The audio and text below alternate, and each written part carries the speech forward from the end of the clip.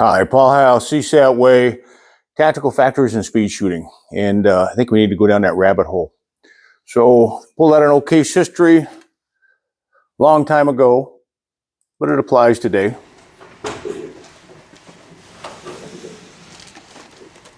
Open door on the right.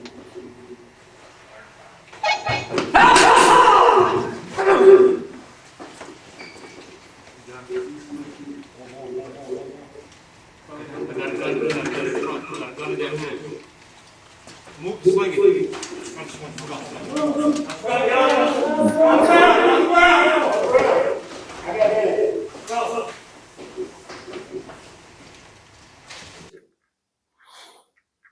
All right, automatic response, one shot, and we'll talk about this discrimination, lacking, individual team drill.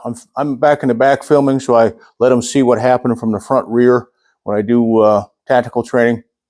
But this is common. So we've got to look at this. The guy shot faster than he could process the information. So got to send an exceptional clip. Instagram, I had to get an account because I've never been on there. But great shooting. It was bill drill, I think that's what they call it.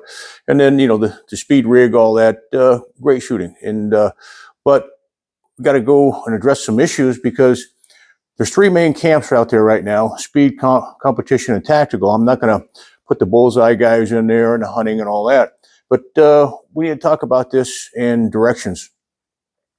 What we do, we take them from flat range, shoot house, discrimination targets, and then we put them in scenarios like this, and then we want them to go to the street or real life with few or no changes to the training model. When you have different hiccups in training models, you got to look at that. So with speed, skill, whatever you want to call it, takes priority over discrimination, you're going to have a problem. So we've got to address that. Competition is a test, training system is a path. So whatever training system you decide to go down, follow it. Just ask some questions. We talk about training, speed, discrimination, gear. Mentally go fast at all costs, and putting discrimination second will be a problem. We'll address that. And evolution. Training variables. So we get special ops guys come out. Their initial training is 2 to 3 months. Firearms, unlimited ammo, guns, ranges, unlimited instruction. And so when I hear the numbers, 50 to 60,000 rounds a year, I go, wow, I'd love to shoot that. Yeah, it's a lot of rounds that you're pounding. The average person on the street, patrol, church security, teachers, they may go through a 40-hour academy, guardians, and then 80 hours if they're good, and then continuing education. Maybe 100 rounds a month for sustainment, and sometimes they qualify once a year. So training is week out in the real world. Now, how are you training for the test? So flat range standards, yes, we have them. So what we do is their time and accuracy, and some folks say, well, they're a B class. Well, that's fine. The B class works. Weapon handling, does the crossover work from weapon handling? Discrimination, we need to talk about that. I talk to, they're good instructors out there trying to make it, but I go ask about what's your discrimination process, and they go, no, we just teach, say, grip, trigger press, speed. Okay, I got it. So you've got a pre-program or thoughtful, tactical, that's a decision you're going to have to make as a shooter. So big thing I see is you go through a speed course, so you're recalibrating your discrimination after that. And the answer is no. A lot of folks out there. So they take that speed and they're overrunning their headlights is an old term. Now, this is slow, but it's a system. We can take them on a flat range and look at gun, do an eye shift, gun, push out to that little mini-me in the middle of the target. So we ID weapon, shift eyes, shift guns. You probably won't do that in competition. But on the street, you're probably going to have to do that because you have to see and look at that eye shift and then gun shift. It's going to slow you down. You're not going to win a competition doing that. So people may not do that, but we'll train here with that system. Now, competition is a test. It's not a stair-step training program. So is it the best training model? Does it cross over to both worlds? After I get done, you can make a decision on that. Problem I see, we get speed way up here, discrimination down here. that's a recipe for a disaster. So you've got to bring up your speed and discrimination at the same level. If you're not doing that, that person could cause a problem, fratricide. Now, discrimination, whole person, hands, waistline, immediate area demeanor. Been using this for a lot of years.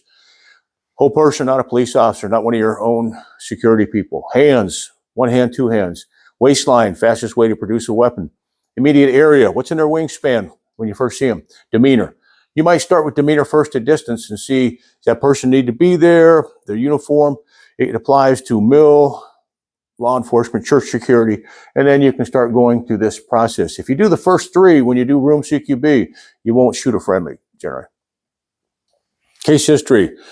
I have personal case histories, guys with skills, not so much on accuracy, but they trained and misidentified. So that's an issue right there. They didn't see. They were looking, but they didn't see. So here, this team, old school about 1997, I think, frange ammo, paper targets. Frange ammo is a lightweight, it's meant to break up, lighter weight bullet traps. It will likely go through your soft body armor. Chicken plate will stop it. So they go into a room, they do CQB, TL posts up, they shoot her on that top door. They go back out and they don't know where that door is connected because it's a hallway probably scenario. And they come in and they punch that room. The new guy in the team shoots one of the team members twice in the chicken plate with frange ammo. So again, they're shooting paper targets, and he had all the skill, but he was not expecting a person. He did an automatic response, which is 2 shots. So it's a training issue. In special ops at that time, you go away. You never do CQB again when you commit like fratricide or shoot a friendly. That happened out there. All the training in the world, all the skill, all the speed, wrong person. So if it happens at that level, it can happen in patrol, church security, across the spectrum out there in the real world. Now, skill without discrimination can result in a bad shoot. As simple as it is. You can have all the skill, no discrimination. That's going to be an issue. Looking and seeing. The IFSIC white targets, we can make the joke, why are you shooting brown people? But we won't go there. I want to keep this kind of civil. But it's a soft focus on this. It's not a hard focus, articulate focus. So it kind of gives you a false confidence. Now, we go to a higher level with targets, and we make you at least do 3 scans. Whole person, not a police officer. Hand, waistline. And so I've got a individual on the far right. He has something in his right hand. Can't tell what it is. Well, in our world, we don't pull the trigger. We either give verbiage, move closer, we articulate, shine a flashlight on it. We have a bunch of different options. We use prop books. We push prop books and props, and we can mix and match. And so we want you thinking all the time. It's slower. It's not fast. But the problem with the different stimulus is that weapon on the third person there is a stimulus. This is not a stimulus. This is a stimulus for a competition. It doesn't work in the shoot house. Your eyes and your thought process, your cognitive, we'll go with that big word, to actually process information is what's important there. So this happened, and we'll watch it again. I talked with the old shooter, trainer. He said he thinks we've trained people to shoot too fast.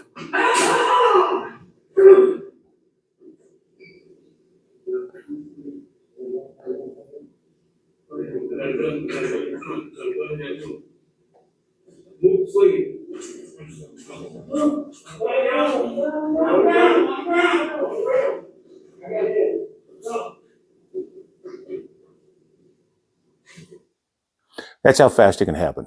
That's real world. So can we train people to shoot that fast and discriminate that fast? Well, you've got to bring both up. So I see a couple different types of bad shoots. When I say bad shoots, brain lag or tactical lag. You have subroutines that are processing. And what happens is you'll see on like this one shot and his brain caught up. He did an automatic response to a certain extent. So he's trying to process, but it's not, his skill is faster. So perfect shot in the belt buckle, wrong person.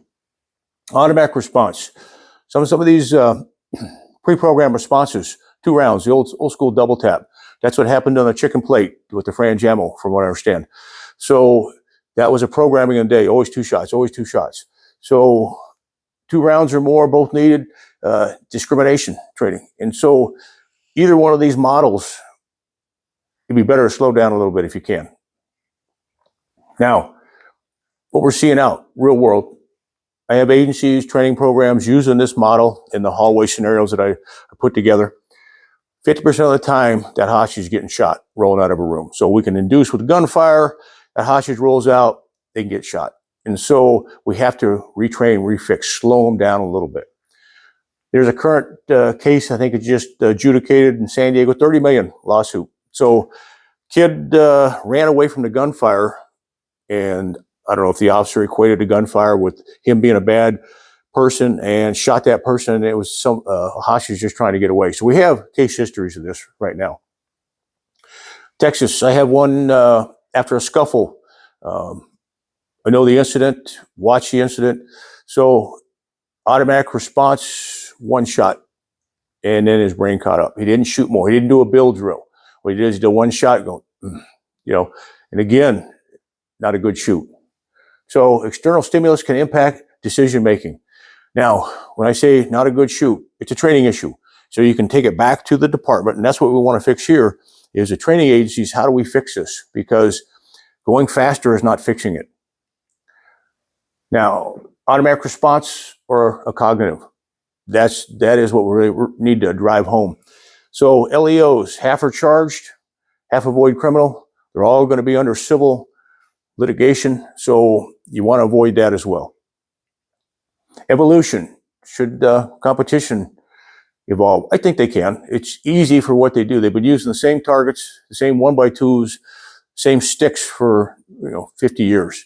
So should speed shooters evolve? Yes, they need to know about the tactical world, discrimination, different things and thought processes. It's just a minor adjustment. So, but the problem is they're chasing the timer. And when you chase the timer, it can get you thinking in this narrow bandwidth instead of the bigger picture. Now, end goal, we want to push patrol officers in active shooter response as individuals and not endanger anybody, shoot the right person, keep America safe for democracy, so to speak. Probably looking at is other officers, citizens, discrimination, link-ups with other friendlies. And this is the bigger problem than speed. So old target I use, sample, I could put 4 teams on this, multi-breach point, hostage rescue. Now we're putting individual shooters in. If you're tactical thought process, you start seeing problems. What we see is a crossfire problem. If people get in this side here first, then we have a link-up issue where 2 people are facing each other with hot guns. So there's a lot of issues out there we need to resolve and give the answers to the test, safe answers to the test, to the folks we're teaching. So weapon posture, use of force. Officers and agencies have been sued for pointing guns at the wrong people. So they have to adjust their weapon posture.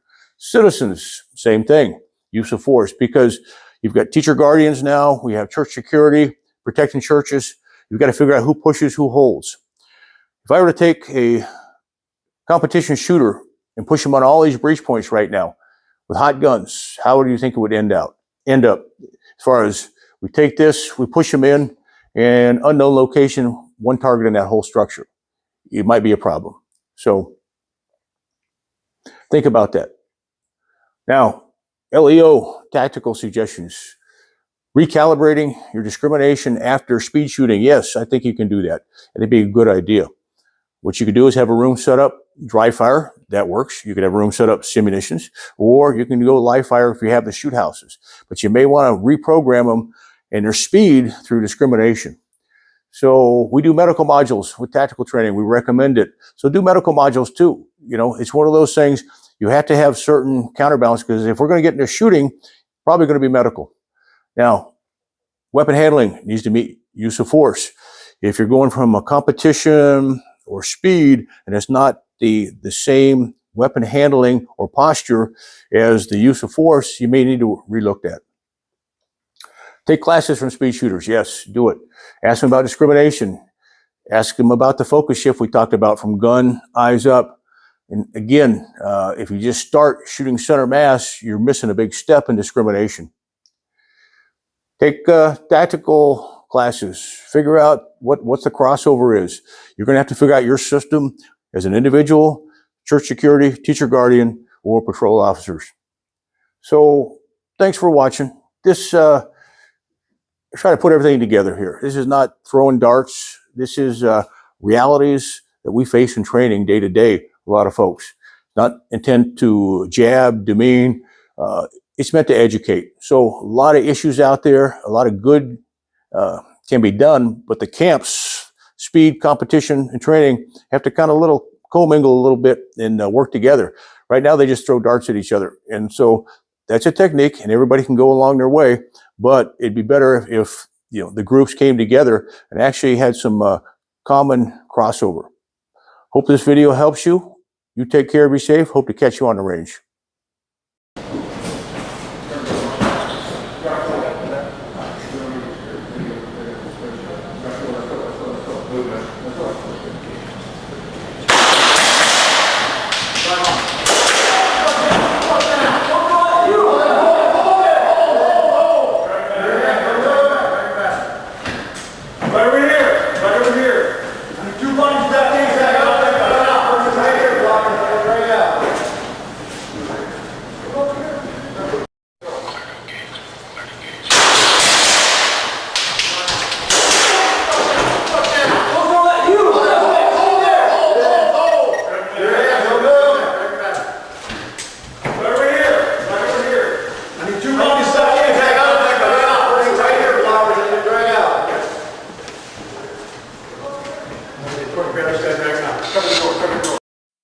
All right, Paul Howe, CSAT Way.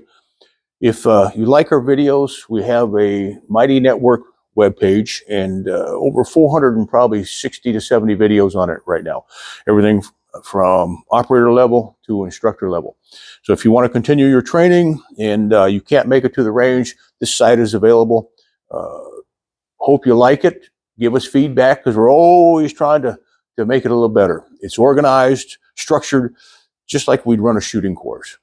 So appreciate you guys watching. You take care, be safe. Hope to catch you on the range or in a class.